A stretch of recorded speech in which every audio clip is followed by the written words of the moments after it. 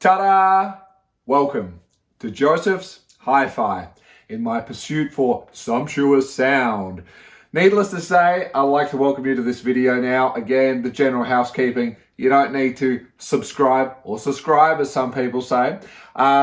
Just enjoy the video. Really quick one today. Pioneer SX-1980 has just been restored. That's correct. I have managed to have this beauty restored after 40 plus years of excellent service.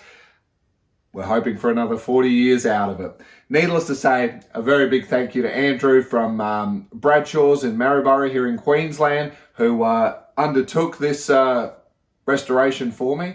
Of course, the restoration kit for these amplifiers is readily available from Hi-Fi Audio. That's in the US. So of course I ordered the kit in.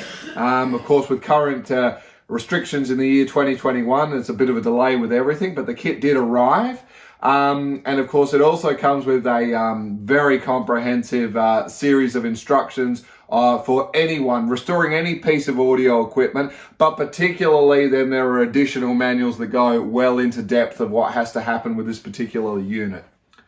The average time that it took, of course, was about 30 hours, billable hours were charged to me for that. And I'm happy to say that the total restoration cost for me was less than 900 Australian dollars, which I think was outstanding because I was prepared to be spending upward to about $2,000 to have this done. But I could not be happier with how this turned out.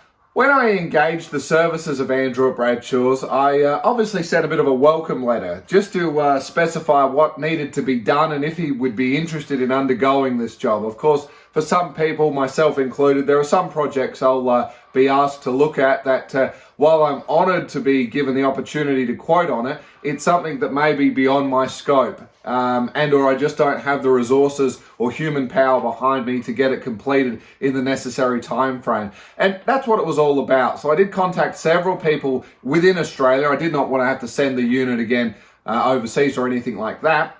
But in this instance, Andrew was able to help out. Because the great thing is it's only the next town over. So, of course, the unit only had a trip of about an hour there and an hour to come back home. And I think that worked out quite well. But, of course, there was an original letter that I, of course, did up that just went through pointing things out in sort of a tick box form, so we could just go through what needed to be done. Remembering my amplifier was working, everything was working, it just wasn't sounding the best. So of course there was harsh crackling when it came on and all the rest of it. So just things like that. And as I go through again, I understand there is only so far we can go with keeping the FM tuner running. It is still running to the best of its possible capability. And I just wanted that because I'm quite big on still having my radio functioning. Rebel FM, rock and roll through and through, no doubt about it. But obviously just making sure even features that I don't use went along across the meters and were tested the whole way across.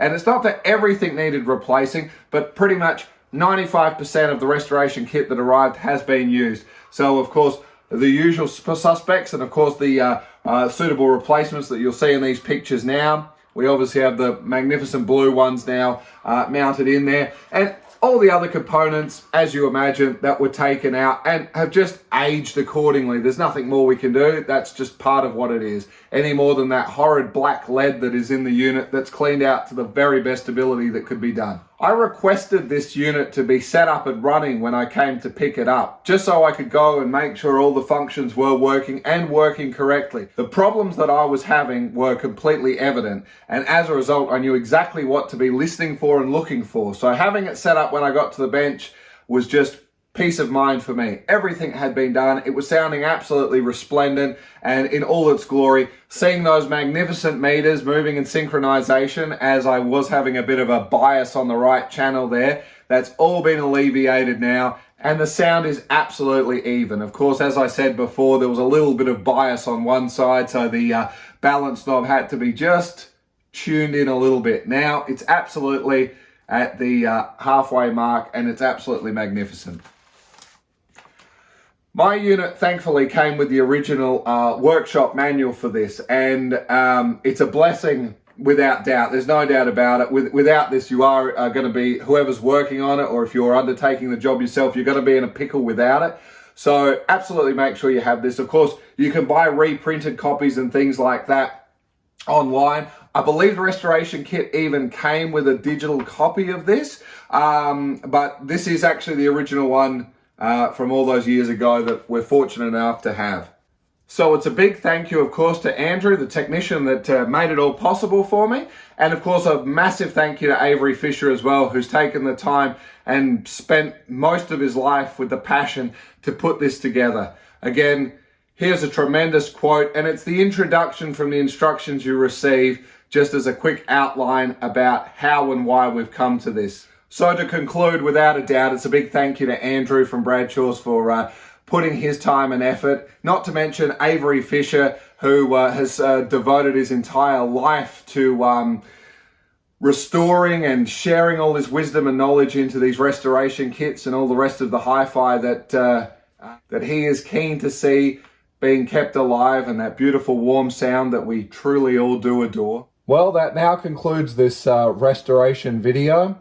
There's really nothing else to say, but thank you for watching. We've got quite a few interesting videos coming up shortly. But in the meantime, was this a success? I'll let you be the judge.